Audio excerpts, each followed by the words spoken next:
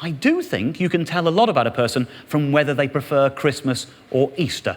So you, sir, what would you put yourself down as? Christmas person there. And you, sir?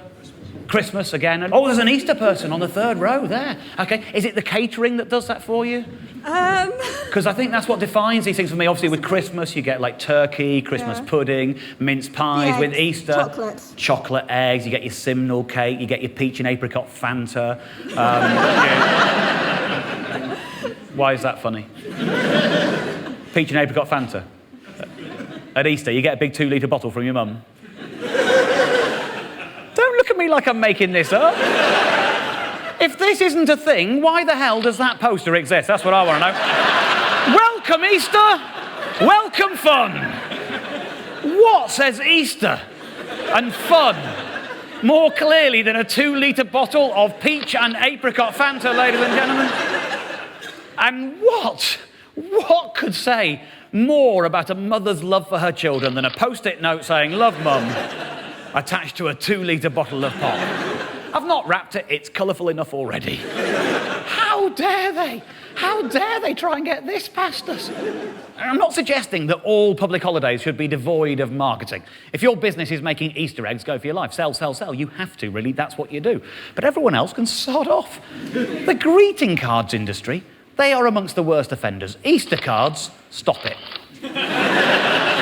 Am I imagining this, or did we used to manage perfectly well without sending cards at Easter? Yeah. I don't think I ever saw an Easter card when I was growing up. I certainly didn't send any. The first one I ever got, I got about 5 years ago. One arrived, I thought, that's odd. Then every year since, there's been 1 or 2 more, and now I'm getting about a dozen of the things. How did that happen? This is how the greetings card industry works. They operate by stealth. All they have to do is print a card and get it into a shop. And then guilt will do the rest. That's how it works. Someone somewhere has gone into a card shop to get a birthday card, and when they're in there, they've seen the Easter cards on the shelf. And instead of thinking, oh, I've never sent or received one of those before in my life, and I'm an adult, they've seen them and thought, shit. They're in the shops, they must be a thing. I'd better get some. And if that person sends 10 cards, that's 10 people saying, darling, we've had an Easter card from Barry. We'd better send him one back. And soon, everyone's sending them, because it spreads like a virus. They create the demand for their own product through guilt. High five me if I'm right, sir. High five me if I'm right. No, do it properly. Yeah, exactly. And that's how they work, because you couldn't not do it, could you? You can't leave a high five hanging, just like you can't leave a card hanging, can you?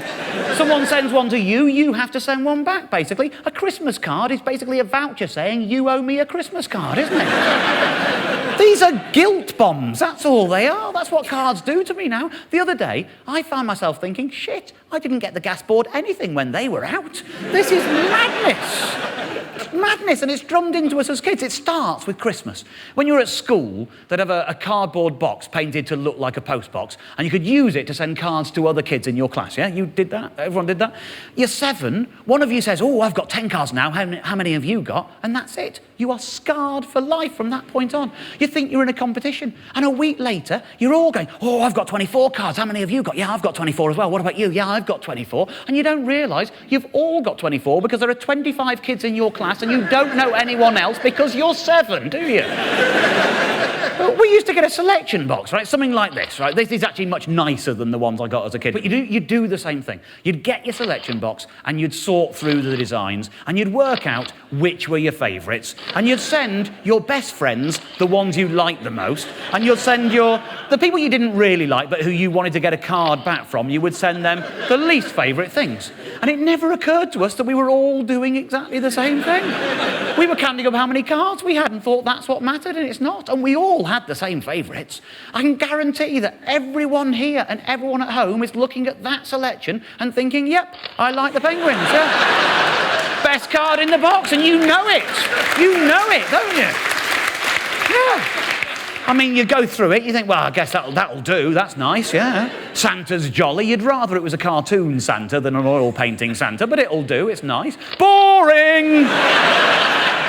Basically, we shouldn't have been counting cards. We all had the same number of cards. What we should have been doing was counting what sort of cards, basically, shouldn't we? If it was more penguins than wise men, you were a popular kid, I'm telling you. More wise men than penguins, and you were a loser, my friend. And I speak as a man who had a lot of wise men cards when he was a kid. But this is how the greetings card industry works. This is how they snare you, and they never stop trying it on. Look, I get my dad a Father's Day card. I'm not an animal. But this is ridiculous. I'm about to show you 3 Father's Day cards that I bought on Bethnal Green Road Market this year, okay? Now, this one is fine, okay? Not necessarily to my taste, but it's okay. It's just a regular card for a regular dad. It's absolutely fine. But this isn't right at all. With love, Grandad, Father's Day. It's not Grandad's Day, it's Dad's Day.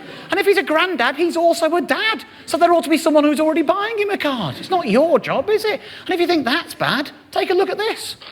Happy Father's Day, love you lots, great Grandad. Great Grandad.